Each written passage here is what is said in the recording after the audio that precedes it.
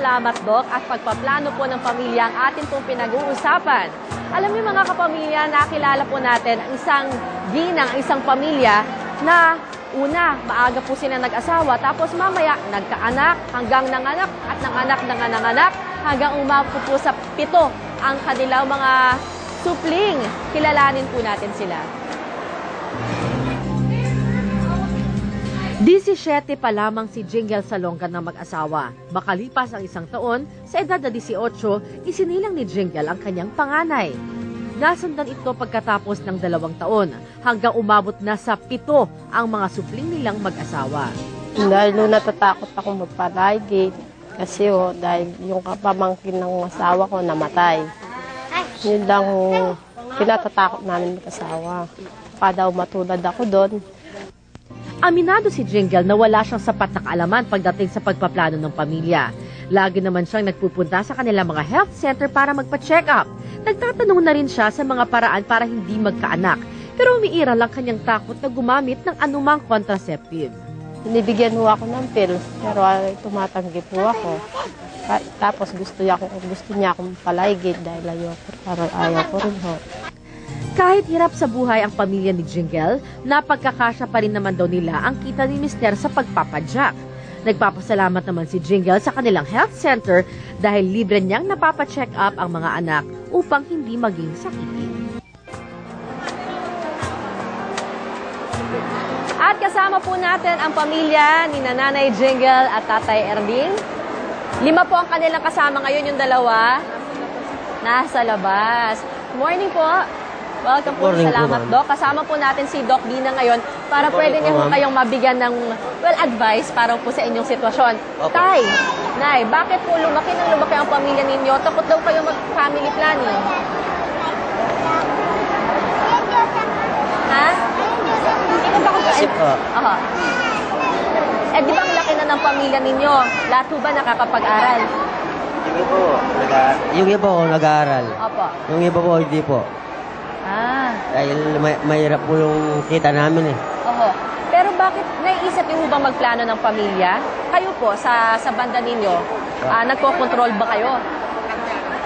Sa ganitong nagko-control na po. Tama na po to. Sa paanong paraan ho kayo nagko-control at nagpaplano ng inyong pamilya? Nasa pinag-usapan namin po. Ngayon, sabi sa kanya, hanggang dyan na lang tayo, tama na yan. Tama na ang 7. Nahihirapan po ako eh. Oho. Nanay Jingle, sabi nyo, takot kayong magpalaygit. Bakit mo kayo natatakot magpalaygit? May side effect yung paggamit ng pills. Ang ligation ho ay iba po sa paggamit ng pills. Oho. So yung ligation, meron daw namatay kayong kakilala. Oo, yung tita niya. Oo. So Doc, ito, magandang ipaliwanag po natin. Ano ho ba talaga ba't nakakatakot at nandun pa rin yung misconception na nakakatakot mo magpalaygit? Ang paglaygit ay isa siyang permanenteng pamamaraan kung paano na hindi na magkakaanak ang isang babae. So, hindi siya actually nakakatakot na procedure. Ito ay napakasimpleng procedure lamang kung saan pinuputol at tinatali yung tubo or fallopian tubes ng isang babae na magkabila. So pagkatapos ng procedure na ito, ibigyan ka lang ng gamot para sa kirot. After 1 or 2 days, pwede ka nang tumayo at magbalik sa iyong karaniwang gawaang bahay. Pero siguro magandang malaman papaano at kanino ba lumapit yung kanyang kamag-anak na namatay. Kasi kailangan yung tama rin at marunong rin pong mag-ligate ang inyong dapat pinupuntahan. talagang alam niya yung ginagawa niya, hindi kung saan-saan na clinic lang na delikado, na hindi naman malinis yung environment. So, importante rin na pumunta ka sa tamang doktor. Pumunta na po ba kayo sa mga health center ninyo para po magtanong tungkol sa family planning? Opo. Ano po ang sinabi nila sa inyo? Napilit po ako. Sabi ko natatakot pa rin po ako, Doc, sa kanila.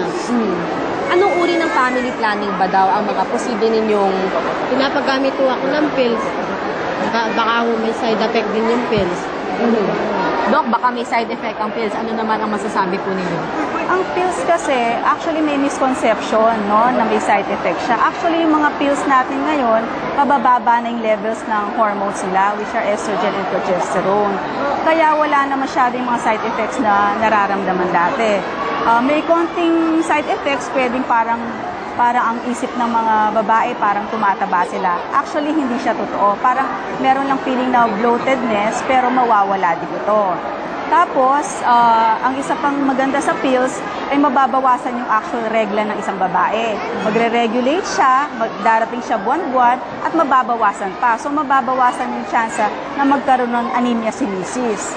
Pero ang maganda po, hindi lamang po kay Mrs. ang responsibilidad para ho sa pagpaplano ng pamilya. Siyempre, pati si tatay, may responsibilidad rin para dyan. At ano naman po yung mga alternative nila para kay tatay?